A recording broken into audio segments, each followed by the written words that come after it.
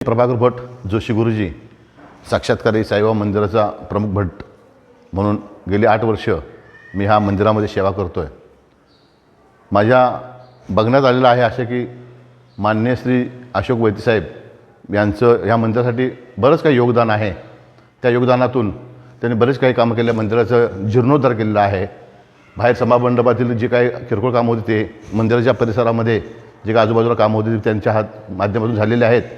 त्याचप्रमाणे नगरामध्ये पण अगदी तळागाळातील सर्व लोकांपर्यंत पोहोचून त्यांनी आपलं योगदान दिलेलं आहे।